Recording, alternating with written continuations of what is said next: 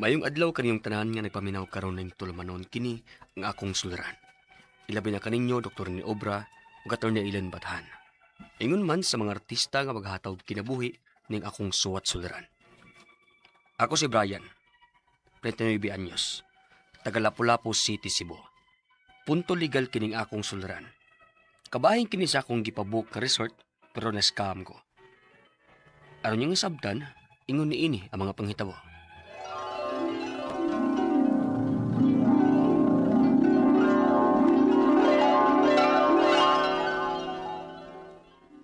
Ma, long weekend man sun si Mana. Manglaag na ninyo.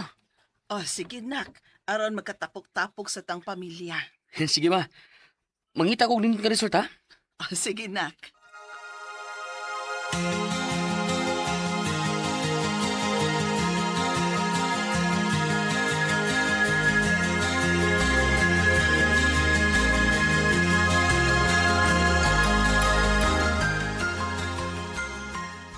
Ay ka. Nindot lagi ni nga resort ning nigawa sa akong Facebook ay. Oh, nagpromo sila. Kani. Murag malingaw yung mga bata din he. Ako ning patanaw nila.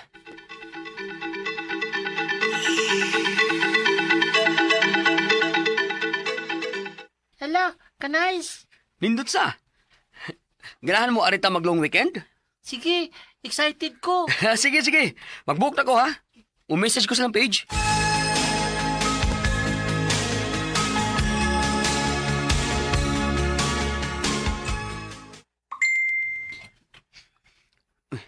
Gisinda na ko nila silang Gcash number. Oh, full payment yun ilang ngayo. Dili day for reservation lang. Sige na lang eh. Ako na lang yun yung bayaran ng full.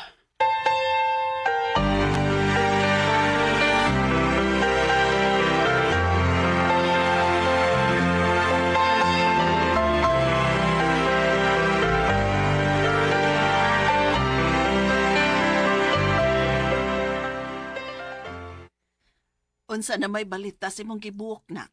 Okay na ma. Fully paid na. Ha? Gibayran na ni mong full? Oo, kay maumay ilang ipangayo. Oh, sigurado mong gid ka anak. Di tamas ka anak dong. Dili maoy. Official Facebook page man nila nga akong gichatan. Mas nakasave man ganit ta kay nag-promo man sila.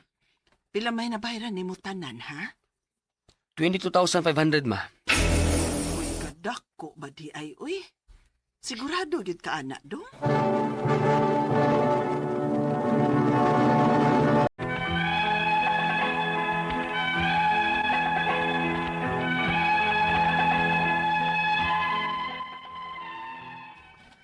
ingon pa lang nako nga gibayaran akog full, naan na yo'y pagduha-duha si mama. Pero lagi, nagsalid man ko nga official Facebook page man sa resort ang akong gichatan, kampantir ako. Unya, unsa man? Ready na mo bakasyon? Ready na. Okay, let's go! Go.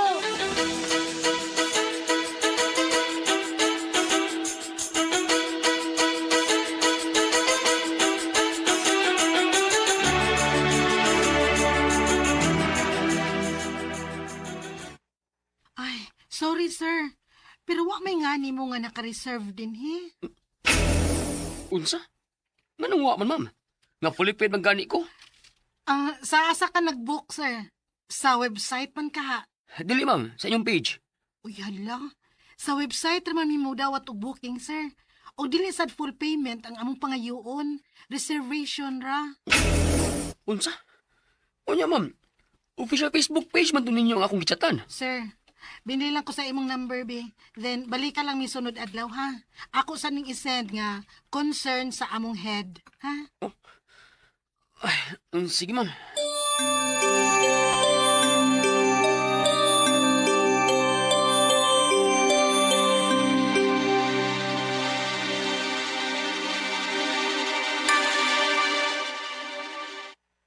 Unya, ma'am. Unsa na balita?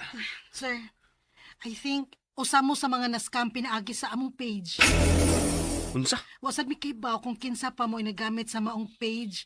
Ug base sa among head, ubay-ubay na gid kuno mo nga na-scam. Pero mo refund naman kaha mo. Sorry kaayo, sir. Pero dili ra ba? Ma'am, 22,500 dili nyo refundan nga inyong page mismo mo ng scam na mo? Binuang mo ng inyo?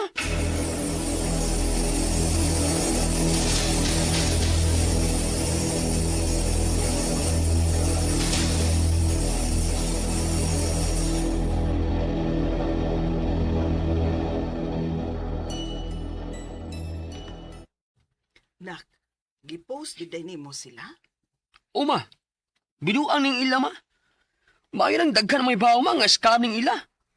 Pila nakakataw ang na-scam nila. Ay, mausab. Ilabi na gyud nga, dako gyud ang nawa nimo. Awareness lang sila sa mga tao ma. Nga dili ang ayang magpataka ubok. Bisag official page pa ni ilang message. Sakto sad gyud ng imong gibuhat, nak. Basta ba? Mangita dyan kong paagi mga mabalik akong kwarta.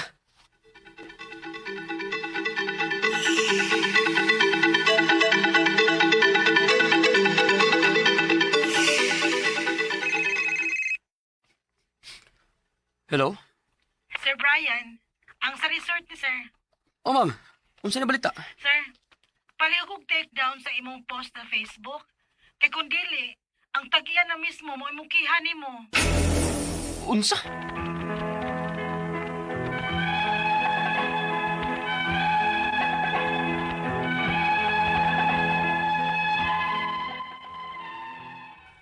Ako na hinuon mo gibaharan nila nga ikiha nga ako may na-scam. Mao nakanahon na ako nga unhan ako sila. Ang ako mga pangutana mo kini mosunod. Unang pangutana. Fully paid na ako sa maong resort pinaagi sa pag-book sa ilang official page. Pero scam man di ay. Unsay paagi para makuha na ako akong kwarta og balik. Ikaduhang pangutana.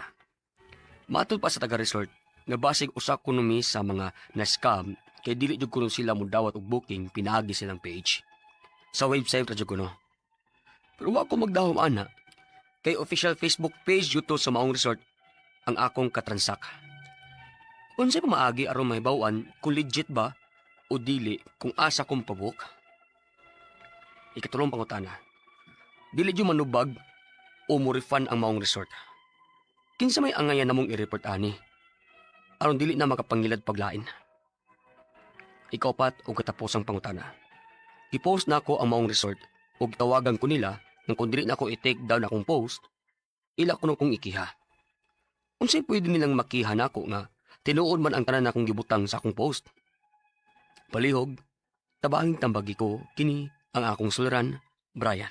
Maayong adlaw mga suking tigpaminaw kini si Attorney Elaine Bathan og ako today, ako karong adlaw ang muhatag ninyong tambag, tubag, solusyon, kalinawan sa inyong mga pangutanag, mga problema na may punto legal. Of course, ang mga medical nga mga pangutanag, mga problema naa ako ang partner sa kahanginan nga mutambag ug mutubag anang inyong mga pangutana si Dr. Rene Obra. And so, what are you waiting for, guys? Ipadala na ang inyong suwat sa suliran_612@yahoo.com or sa ato ang Facebook account nga kini ang Akong Suliran Official Writers Page. Pwede sa dyod ipadala nato sa 3rd floor Jose R. Martinez Building, Osmeña Boulevard, Cebu City. Way mahay guys, kay lain-laing paagi gud ni kung saan nyo pagpadala ang inyong mga suwat ug mga suliran diri namo. Unsay importante ipadana ninyo, kuhag papel ballpen or ablihin ang inyong laptop, cellphone ba ug unsa, iPad, tablets, ipadana dinhi. No, kay ngano man dili gyud na nato kinahanglan suluhon ng atong mga problema. Naani ato ang programa, naa sa Attorney Elaine Bathan, naa sa si Dr. Rene Obra nga makatabang pa og tambag ninyo ug magiyahan mo kung unsaon pag-approach, pagsulbad, pag-atubang anang inyong mga problema in life. So ay kagool, di magmika, di magluib, no, di magluya, bawal magluya, padayon lang gihapon ta, no? Okay. Now, si Betty mo atong letter sender taga Lapu-Lapu City. Congressman Ahong Chan ug Mayor Cindy Chan. Kumusta mo tanan dinha? Hapit na ang Iron Man, no? Dinha sa Lapu-Lapu, moapil ra ba mig relay abot unsa ding makita ning katag ani.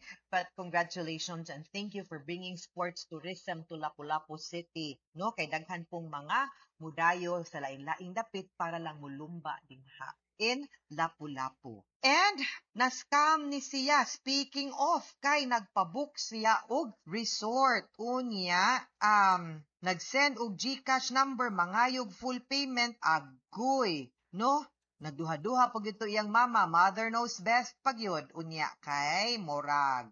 Na-scam yun. No? Nagibaharan pa siyang ikiha so unang pangutana. Fully paid na nako ang maong resort pinaagi sa pag-book sa ilahang official Facebook page. Pero scam di ay unsay paagi para makuha nako ang akong kwarta balik. Okay, ato ning gi-double check no, pero wa man sad niya gisulti kung asa ni nga resort ug unsa pod kung legit ba pod to nga site. Kibaw mo guys. Delikado, no offense meant no sa mga legit nga mga nag-advertise sa Facebook. Naagyod na. Dili pod ko moingon nga wa. Pero naasad ko'y ubay-ubay nga scammers sa Facebook. Naman gani scammers nga maghimo og gyud og official website nga i-check nimo sa Google. So, ako yung suggestion sa is that you be careful and double check please, no? Kung legit ba ni nga mga sites or dili, no? Kay kung pananglitan scam ni nga mga site, number one, wa ni exist nga beach resort. Ga picture-picture anig dagat ug asa unya gi-post didto.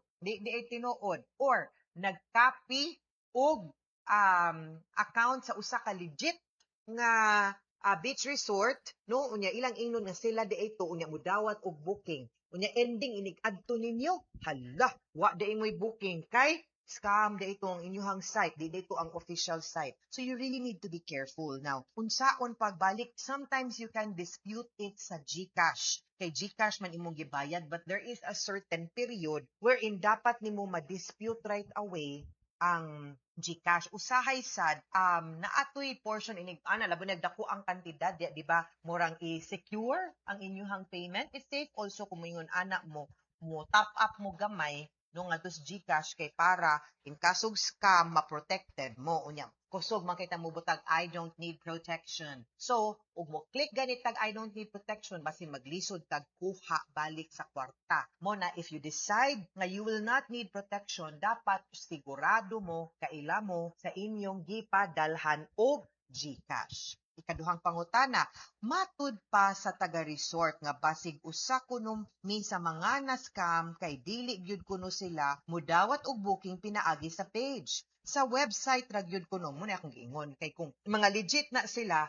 di gani na usually mudawat og GCash, no? Tan-awon gyud na ninyo ang site unya. Usually gani bank transfer gyud na, no, ang ilahang dawaton unya. Klaro gyud pud ang account nga mauna ang account. Pero wa gyud sila magdahom ana kay official Facebook page gyud kuno to sa maong resort ang iyang na-transact. Unsay pamaagi aron mahibaw-an kung legit ba og dili, kung asa siya mag-book. Okay, sometimes it's very difficult. Pwede gyud nga kung kibaw mo or ingon anak mo ka sure sa website gyud, and I agree because most resorts dili gyud na sila mo-book og Facebook kanang mga legit nga mga kanang naagi mga pangan nga resort nga rehistrado, dili na sila mag-book sa Facebook. Naa sila Facebook naa sila web page nga maka-book ka professionally or registered na sila sa kanang mga legitimate nga booking sites, no? Pareha ng booking.com, Agoda, Klook, kana anha mo pag-book. Ayaw mo pagpataka ug adto sa Facebook. Ay mugsalig ana. Ikatulong pangutana, unless ma-double verify gyud ninyo triple, quadruple, ikatulong pangutana, dili gyud manubag ug mo refund ang maong resort. Of course, kinsa may angay namong i-report ani aron dili na makapangilad og lain. Okay, better nga gi-report ninyo sa resort para makibaw ang resort nga naay ning copy ning gaya para mang-scam og laing tao, so that ang kaning resort maka-post sila properly nga we don't book through Facebook kunya ma-report pud na nila sa Meta. Kamo pud i-report pud to ninyong site didto sa Meta kay ingnon nga scam na siya, di ba? Pwede man kamo report ana dito or pwede sad nga mo report mo sa Cybercrime Division dinha sa Philippine National Police kay basin pa di ay og sige pa na sila unya mapa-bypass na to na sila atong paswayan, no? Ikaupat og katapusang pangutana, gi-post na ako ang maong resort o gitawgan ko nila nga kung dili na ko i-take down ang akong post, ila ko no kung ikiha. Unsay pwede nilang makiha nako nga tinuod man ang tanan akong gibutang sa akong post. So my question is, di ba ingon ka ni scam ka? So, ingon sila nga dili to nila Facebook page or wa sila ni dawat. So basin you are exposing the resort unya ang imo ding katransak scammer.